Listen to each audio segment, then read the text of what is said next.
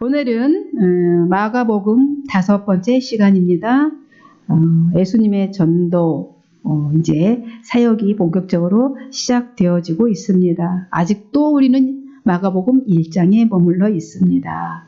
참 진도가 더디게 나가고 있는데요. 이렇게 더디게 나가는 이유는요. 이 1장 서문을 잘 이해해야, 시작을 잘 이해해야 그 나머지 내용들도 잘 이해할 수 있기 때문에 그렇습니다. 꼼꼼히 살펴보고 또 저자의 의도를 파악하면서 기초를 잘 다져놓으면 이제 다음 말씀들이 쉽게 마음에 닿을 줄로 믿습니다.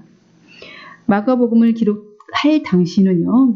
네로 황제의 박해가 절정에 달아있던 때였고 기독교인들에게는 모든 상황이 위급했습니다. 베드로나 바울 같은 사도들은 이제 순교를 다 당했고 또 성도들은 카타콤에서 무덤에서 언제 발각되어 죽음을 당하게 될지 모르는 급박한 상황이었습니다. 이런 상황이기에 진짜 복음이 전해져야만 했습니다. 그래서 마가는 로마에 있는 성도들에게 예수 그리스도의 행적을 체계적으로 가르칠 필요를 느꼈습니다.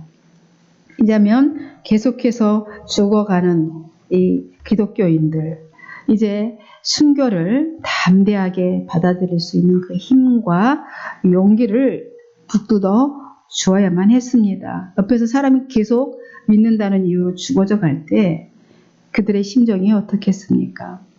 그래서 마가는 특별히 예수 그리스도의 순환 당하심에 강조점을 두고 고난받는 종으로 묘사하고 또 그렇게 부각시켜서 기독교인들의 신앙을 견고히 하려는 목적을 가지고 이렇게 마가복음을 기록했습니다.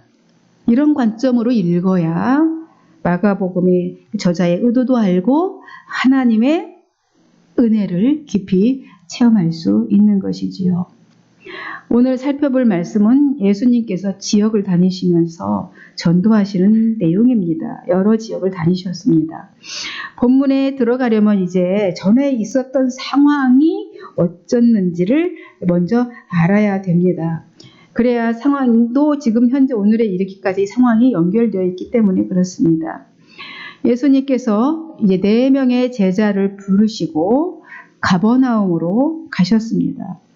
이제 안식일이 되어서 회당에서 복음을 가르치셨습니다. 그런데 모인 사람들 중에 귀신 들린 사람이 있었습니다. 예수님께서 귀신에게 예수님이 안다고 귀신이 소리를 지르니까 입 다물고 그 사람에게서 나와라 그렇게 하셨죠. 그렇게 하시니 그 사람이 어떻게 했습니까? 경련을 부들부들 떨면서 큰 소리 지르며 나갔습니다. 귀신이. 사람들이 예수님의 가르침, 회당에서 가르치는 모습을 보고 엄청 놀랐습니다. 근데 이는 권위 있는 새 교훈이로다. 바리새인 서기관과 같지 않다라고 이렇게 너무 놀라워했습니다. 또 거기서 또 귀신을 내쫓는 장면을 보고 또 놀랐습니다. 더러운 이 귀신들에게 명령을 했더니 예수님이 그들도 순종하더라 하면서 놀라고 또 놀랐습니다. 근데 이 놀라운 일의 소문이 온 갈릴리 지방에 퍼지게 되었죠. 그래서 예수님은 이제 회당을 나와서 이제 가정집으로 신방을 갑니다. 그 신방한 집이 누구냐면 베드로 장모가 살고 있는, 베드로와 안드레와 베드로의 장모가 살고 있는 집이었습니다. 베드로의 장모는 열병으로 누워 있었습니다. 예수님이 이제 베드로의 장모의 손을 잡아 일으키시니 그 열병이 즉시 떠나고 이제 함께 온 그 신방, 예수님과 함께 온 제자들, 신방 대원들과 함께 있던 사람들의 수종을 들기 시작했습니다. 열병을 앓아서 누워있던 베드로 장모의 태도가 완전히 바뀌게 되었습니다. 열이 나서 아무것도 못할 것 같은 그런 상태였는데, 죽을 것만 같은 그 상태였는데, 이제 생기 있고 은혜를 나누는 생명력 넘치는 그런 모습으로 바뀐 것입니다. 예수님을 만나면 이렇게 완전히 삶이 변화되게 되는 것이지요. 이제 회당에서 귀신을 내쫓는 일도, 장모의 열병을 고친 일도 모두 언제 일어났습니까? 안식일에 일어났습니다. 이제 어느새 저물어서 해가 질 무렵이었습니다. 베드로 그 집의 문 앞에 온 동네가 그 문 앞에 모여 있습니다. 온 동네가, 다른 복음에서는 온 동네가 아니라 사람들이라고 이렇게 표현했습니다. 그런데 마가복음은 온 동네가 모였다라고 합니다. 온 동네가. 문법상으로 온 동네가 모일 수는 없죠, 그죠? 네, 온 동네가 모였다라고 합니다. 우리 여기 한맘교회 사람들이 모였다, 한맘교회가 모였다, 뭐 이렇게 표현한 것이죠. 교회가 모이지를 않았죠.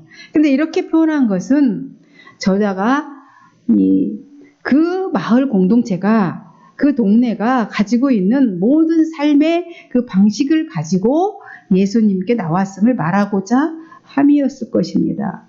단순히 병이 낫고 귀신이 쫓겨나는 것을 뿐만이 아니라 그들의 삶의 방식, 사상, 태도가 치유되고 회복됨을 말하고자 하는 그런 저자의 의도가 이 표현 속에 숨겨 있다고 생각됩니다.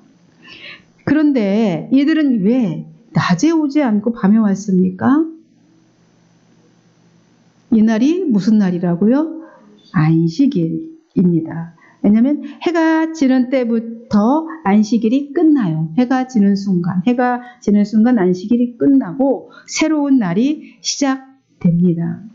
유대인의 하루의 시작은 저녁부터이죠. 창세기 1장 5절에 보니 저녁이 되고 아침이 되니 이는 첫째 날이니라. 그죠? 그래서 유대인들의 하루는 저녁에, 결혼식도 저녁에 합니다. 유대인들의 안식일 보면은 이렇게 안식일에 병자를 고칠 수도, 또 물건을 운반해서도 안 되는 것이었습니다. 그래서 안식일이 끝나는 시간까지 기다렸다가 베드로 집으로 온 것이지요. 이들은 생명을 걸고 안식일을 지켰어요. 그러니까 병자 아무리 골골골 금방 껐다껐다 해도 안식일이 그날에는 병자를 치유할 수가 없어요. 이들을 보시고 예수님께서는 일과가 마치는 피곤한 시간이시잖아요. 예수님은 아침부터 회당에서 가르치시고 병자를 치유하시고 신방도 하시고 이제 예수님은 쉬셔야 될 시간이지만 각종 병든 사람을 데리고 문 앞에 문전성시를 이루고 있는 그 모습을 보시면서 불쌍히 여기셨어요. 그래서 피곤하시지만 각종 병자들을 다 고치시고 귀신을 내쫓으셨습니다. 근데 이 귀신도 회당에서 있었던 그 귀신과 마찬가지로 예수님을 안다고 사악한 입으로 떠들어대려고 했던 것 같습니다. 그래서 그랬는지 예수님께서 그 입 다물라, 그 말하는 거 허락하지 않으셨어요. 34절에 보니까 입을 못 열게 하셨습니다. 귀신이 예수님의 존재를 말하지 못하게 하신 것은 아직 예수님의 존재가 밝혀질 시기가 아니었기 때문이죠. 이제 대속의 제물로 오신 그 예수님을 사람들은 세상의 왕으로 삼으려 들기 때문에 주님의 이제 해야 될 주님의 사역, 주님의 사명에 들여 방해가 될 수 있기 때문에 그렇게 마구잡이로 얘기를 하면 안 되기 때문에 못하게 하신 것이죠. 그리고 예수님도에 대해서 뭐 귀신같이 잘 압니까? 잘 알지도 못하면서 떠들어대면 복음이 제대로 전달되기 어려울 뿐만 아니라 왜곡될 가능성이 있기 때문에 그 입 다물라 이렇게 말씀하시고 떠들지 못하게 하셨습니다. 이렇게 예수님은 사역을 하시고 아마도 밤늦도록 그렇게 병자들을 다 그 많은 사람들이 왔기 때문에 밤새 그들을 다 치유하시고 귀신도 내쫓으시고 얼마나 피곤하셨겠습니까? 그런데 아직 새벽 밝기도 전에 일어나서 어디로 갑니까? 한적한 곳으로 가십니다.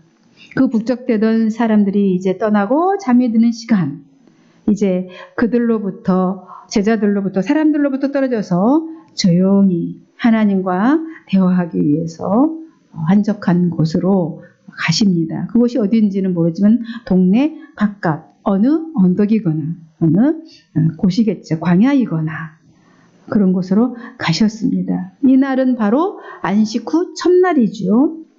주일의 시작입니다. 하나님의 일에 시작하는 안식 후 첫날, 7일간 안식일을 쉬고 그 8일째부터 일을 하시죠. 장차 예수님께서 무덤에서 살아나신 또 날입니다. 안식 후 첫날 이십니다. 이렇게 한적한 동네로 이제 기도하러 예수님은 가십니다. 예수님은 하나님이시고 또 인간이셨지만 은밀한 중에 보시는 또 아버지 하나님께 기도하심으로, 기도의 모습을 또 보여주심으로 얼마나 기도가 중요한지를 몸소 보여주고 계시는 것입니다. 그리고 기도의 태도, 어떻게 기도해야 되는지 그 방식도 아울러 보여주신 것이죠. 왜냐하면 당시 바리새인들은 어떻게 기도했습니까? 마태복음 6장 5절에 보니까 회당과 그 바리새인들은 큰 거리 어귀 서서 기도했다. 그렇게 말씀합니다. 주님이. 그러면 사람들이 그렇게 기도하면 많은 사람, 저 랍비는 역시 틀려. 바리새인들은 역시 믿음이 좋은 분들이야. 정말 본받아야 존경할 만해. 거룩한 분들이야. 이렇게 하면서 사람들이 그들을 칭송했습니다. 그래서 주님이 이렇게 말씀하신 것이죠. 너희는 골방에 들어가 문을 닫고 은밀한 중에 계신 내 아버지께 기도하라. 이렇게 말씀하십니다.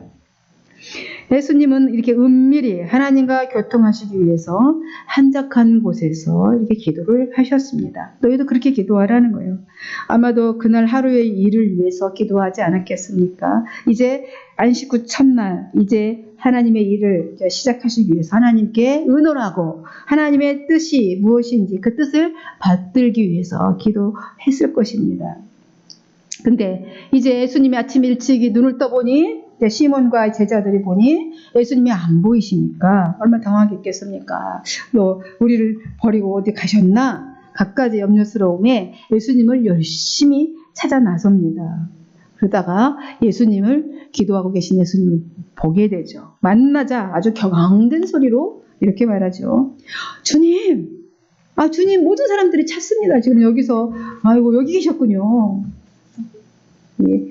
그들이 왜 찾습니까? 왜 찾았을까요? 주님, 그들이 찾습니다. 예수님은. 찾는 이유가 있겠죠. 단지 예수님께 치료받고 이적을 보고 싶어서 예수님의 이적을 보기 위해서 찾았던 것이죠. 그들이 목적이 있습니다. 아마도 이른 아침부터 병자들이 이제 소문을 듣고 병고침을 보여왔을 수도 있고 예수님을 그래서 기다리고 간절히 예수님 어디 가셨을까 이렇게 기다렸을 것입니다. 이제 이 모습을 본 제자들이 얼마나 막 뿌듯했겠죠. 자기가 모시는 선생님이 이렇게 사람들한테 그죠? 인기가 있고 사람들이 이렇게 막 존경하고 하니까 같이 아울러서 막 목에 힘이 들어가잖아요. 이 모습을 본 제자들이 이제 막 흥분하지요. 흥분을 갖고 자랑스럽게 여기면서 이제 예수님께 다시 그들이 모여있는 곳을 얼른 그들이 예수님 기다리고 있어요. 예수님 가시지요. 이렇게 말하는 것이죠. 우리 그렇잖아요. 우리 교회 우리 성도님들이 이제 목사님이 너무 훌륭하면 같이 자기네들도 같이 훌륭해지는 거예요. 그죠? 목사 수준이 높으면 성도들의 수준도 높아지는 거죠. 그래서 목사를 위해서, 목회자를 위해서 기도하라는 것이지요. 예수님이 막 이렇게 정말 아름다운 모습으로 병자를 고치시고 사람들에게 추앙받고 이런 거 막 자랑스러운 거예요, 제자들이. 그러니까 그 사람들이 있는 곳으로 갑시다. 막 이렇게 말하는 거죠. 이 사람들이 갈릴리 베드로나 같이 제자들 4명이 다 어디 출신이에요? 갈릴리 출신이잖아요. 갈릴리 바닷가에 있는 어부들이잖아요. 다시 이제 그들이 지금 현재 가버나움도 갈릴리 이쪽에 있는 그 지방이 도시잖아요. 여기는 발달된 도시, 돈 많은 도시라고 그랬지요. 이제 갈릴리 출신이잖아요. 그러니까 이들의 고향이지요. 고향 지역이기 때문에 빨리 그들에게 가서 또 병을 더 고쳐줬으면 좋겠어요. 더 인정받았으면 좋겠어요. 그래서 고쳐주기를 바랬습니다. 그런데 주님은 그들의 마음과는 전혀 다른 말씀을 하고 계십니다. 38절을 한번 보실까요? 뭐라고 말씀하십니까? 이르시되, 같이 읽을게요. 이르시되 우리가 다른 가까운 마을들로 가자. 거기서도 전도하리니 내가 이를 위하여 왔노라 하시고 그랬습니다.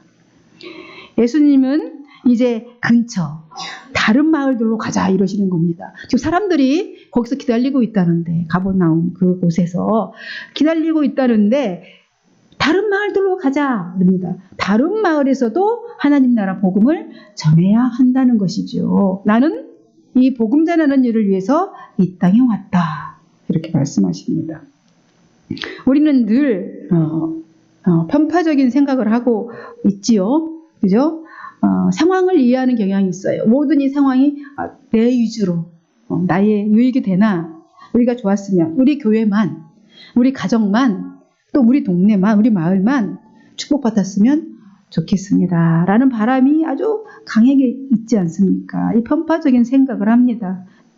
그러나 주님은 동네 사람들과 제자들의 간청을 거절하시죠. 가버나움만이, 나한테만이 주님의 전도와 기적을 행하는 그것, 독점 무대가 되어서는 안 된다고 하시는 것이지요. 다른 제자들에게 다른 가까운 마을들로 가자 이렇게 하십니다. 주님의 의도와는 달리 기적을 보고 흥분해 있는 많은 사람들을 떠나서 큰 도시나 유명한 지역이 아닌 작은 시골, 또 그런 촌락으로 가시자 이렇게 하시는 겁니다. 이런 개쪽교회, 아주 힘없는 교회, 이런 데로 가시자 이렇게 말씀하시는 겁니다. 그리스도의 복음은 일부인들에게 필요한 것이 아니죠. 누구에게만 필요한 게 아니고 모든 사람에게, 만민에게 필요한 복음입니다. 가능한 한 주님은 많은 영혼들을 만나시기 위해서 여러 마을들을 두루두루 다니시고자 하신 것입니다. 주님은 그러면서 나는 하나님 나라를 전파하러 이 땅에 왔다 그 목적, 분명히 자신의 목적을 분명하게 밝히시면서 사람들이 설득하고 이렇게 가시지요. 어떤 존경받고 칭송받고 인정받는 그런 자리가 아니라 그렇게 가자고 하시는 것을 단호하게, 거기에 설득에 동요되지도 않습니다. 온 갈릴리에 다니면서 이제 그들의 여러 회당에서 가르치시고 전도하시고 귀신을 내쫓으셨습니다. 예수님의 소문을 듣고 이제 사람들이 모여들기 시작했죠. 많은 사람들이 모여듭니다. 그 모여든 사람들에게 이 중에는 여러 유형들의 사람들이 있었을 것입니다. 그죠? 이 사람, 저 사람, 아픈 사람, 마음이 병든 사람, 몸이 병든 사람, 정신이 병든 사람, 두루두루 각가지 형편이 어려운 사람 등등 있었을 겁니다. 여러 유형들 사람들이 있습니다. 육신적인 목적을 가지고 온 자들도 있습니다. 그렇죠? 육신의 일들을 이제 이것저것 자기의 일들을 해결받고 위로받으려고 이기적인 목적을 가지고 예수님께 나온 자들도 있었을 겁니다. 왜냐하면 복음이신 예수님을 제대로 알지 못하고도 이렇게 예수님을 따를 수가 있어요. 교인이라고 할 수 있습니다. 예수님에 대해서 잘 알지 못하고 복음에 대해서 잘 알지 못하면서도 성도라고 이렇게 할 수가 있겠지요. 성도라고 이름을 지어줍니다.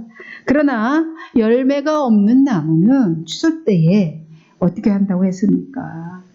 추수 때에 불에 던져지게 되고 만다고 말씀하셨습니다. 그래서 주님은 이렇게 말씀하시잖아요. 청함받은 사람은 참 많다. 청에서 온 사람은 참 많은데 택함받은 자는 적도다. 마태복음 22장 14절에서 그렇게 말씀하셨습니다. 그런데 예수님을 찾아온 무리 중에 눈에 띄는 사람이 있습니다. 그는 예수님을 대하는 태도가 남달랐어요. 예수님께 와서 막 무릎을 꿇고 엎드려서 간구합니다. 나병 환자였습니다.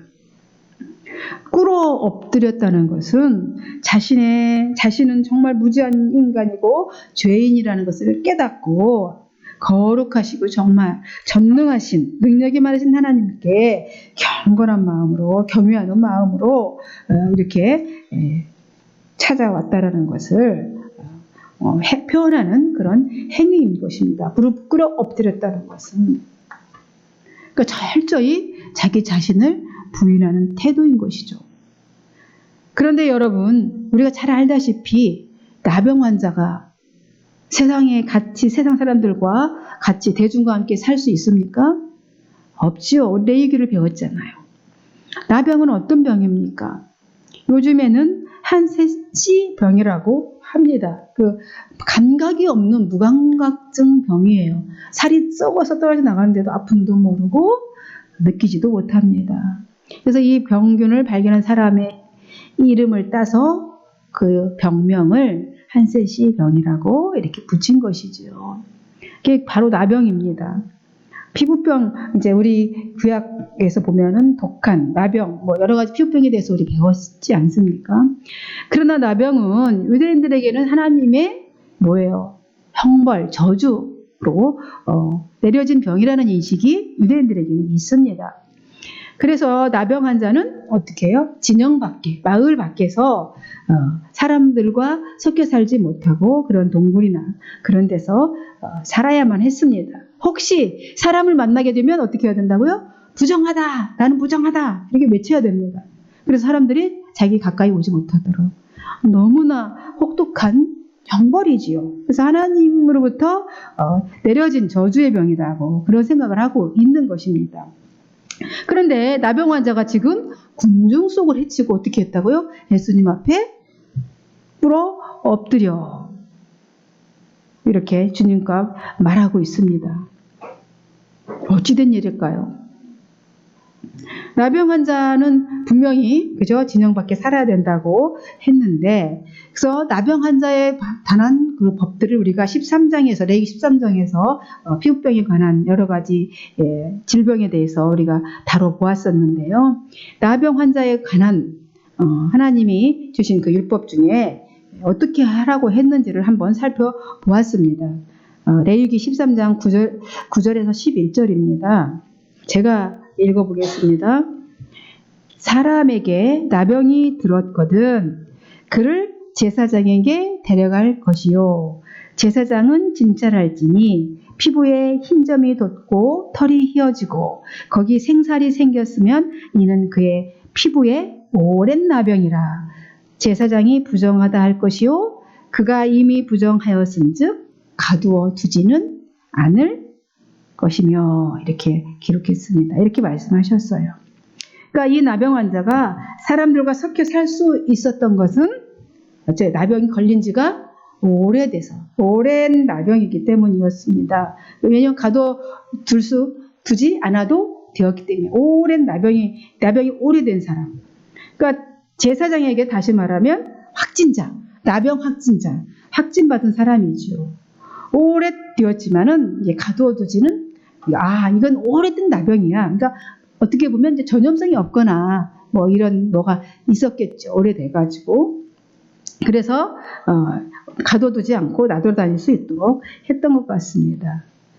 그러니까 그래서 이 나병 환자가 율법에 저촉되지 않으니까 돌아다닐 수 있으니까 마을에 올 수 있었고 사람들 사이에서 살 수 있었고 이제 예수님에 대한 소문도 들을 수 있었겠지요. 이 소문을 듣고 왔습니다. 그래서 예수님께 꿇어 엎드려서 간구하죠. 이렇게 간구합니다. 원하시면 깨끗하게 하실 수 있나이다. 주님, 그렇죠? 원하시면 깨끗하게 하실 수 있나이다. 이 사람은 이제 소문 듣고 와가지고 이제 병을 얼마나 간절히 낫기를 원하겠습니까? 나병인데. 근데 예수님께서 원하시기만 하면 깨끗하게 하실 수 있다라고 이렇게 말합니다. 고쳐주세요. 이렇게 말하지 않아요. 깨끗하게 해주시기를 원합니다. 말하지 않고 이렇게 표현을 하죠. 그러니까 이 사람은 소문 듣고 와서 예수님께서 원하시기만 하면 깨끗하게 하실 수 있다는 본인의 믿음이 있었던 것이죠. 깨끗하게 해주십시오. 이렇게 한 것이 아니라 원하시면 하실 수 있습니다. 이렇게 말하는 것은 예수 그리스도는 하나님이시잖아요. 예수 그리스도는 하나님이시니까 원하시면 하실 수 있다는 믿음의 확신을 내보인 표현인 것이지요.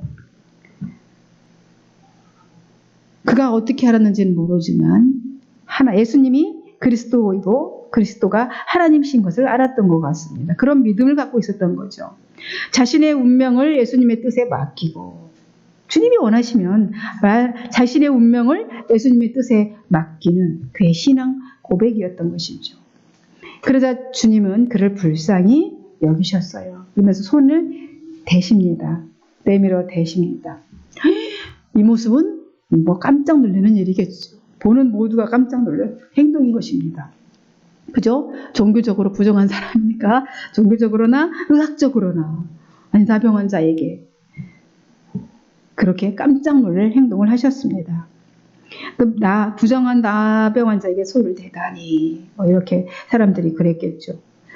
그의 주님은 이렇게 말합니다. 그에게 내가 원하노니 깨끗함을 받으시오. 내가 원하니 깨끗함을 받으시오. 라고 말씀하십니다. 그러자 나병이 떠나가고 깨끗해졌습니다.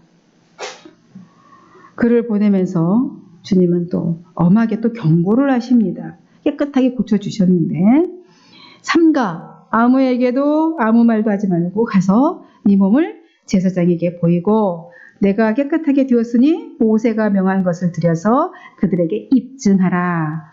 이렇게 말씀하십니다.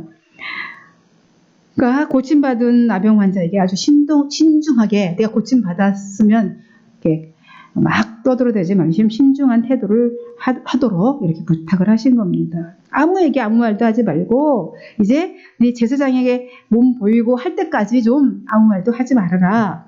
제사장에게 보여서 제사장이 판명이 나서 정하다 인정을 받아야 되는 거잖아요.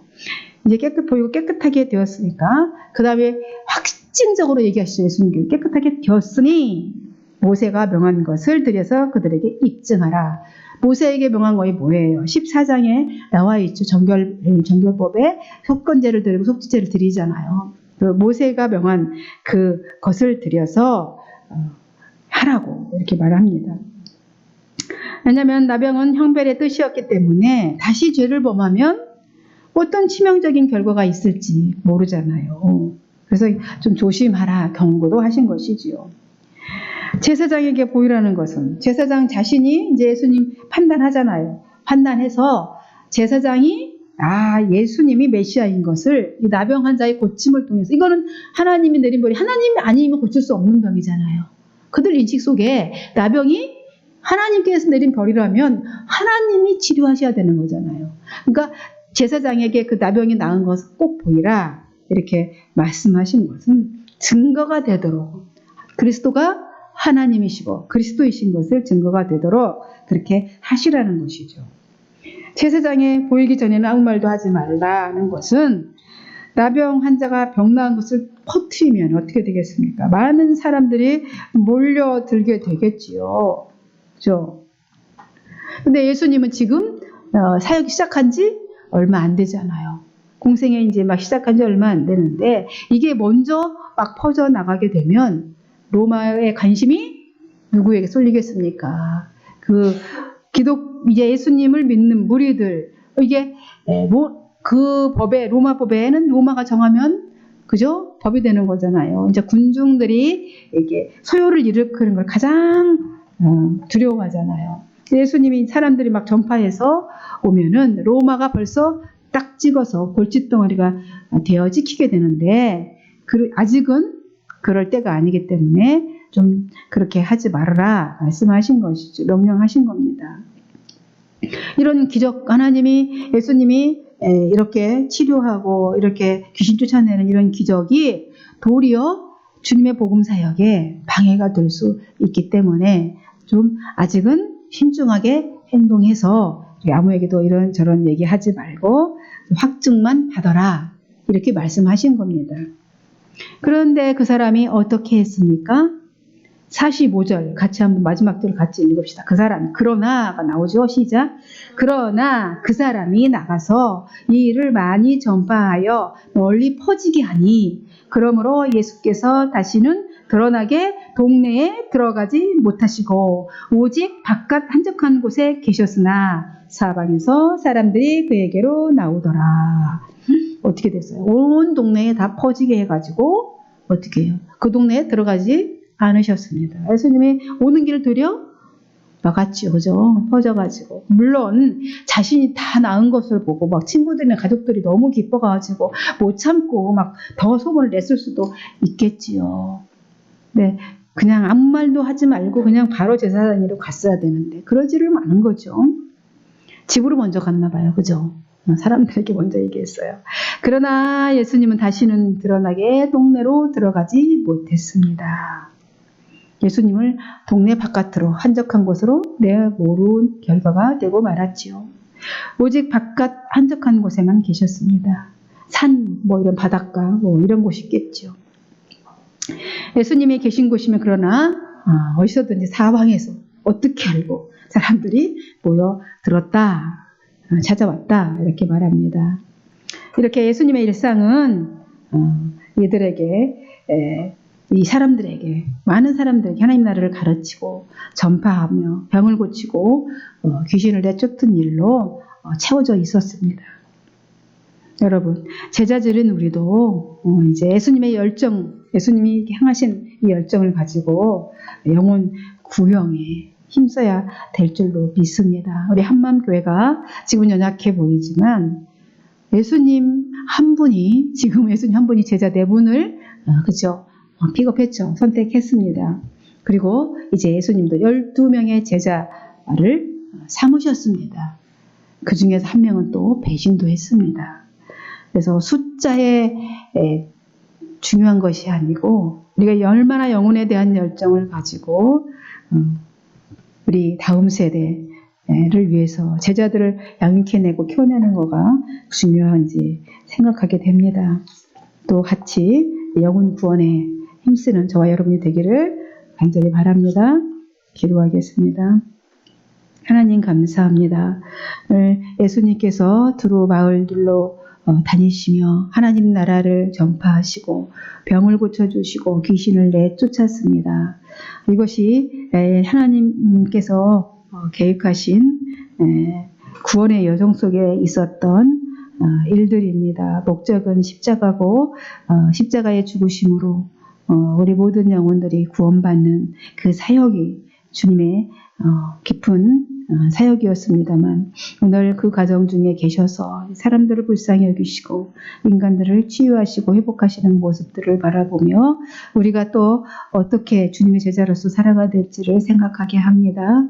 하나님, 우리도 예수님처럼 이렇게 영혼을 사랑하고 병자를 치유하고 귀신을 내쫓는 주님의 참 제자들로 살아가도록 저희들 삶도 인도해 주옵소서. 감사하고 예수님의 이름으로 기도하옵나이다. 아멘.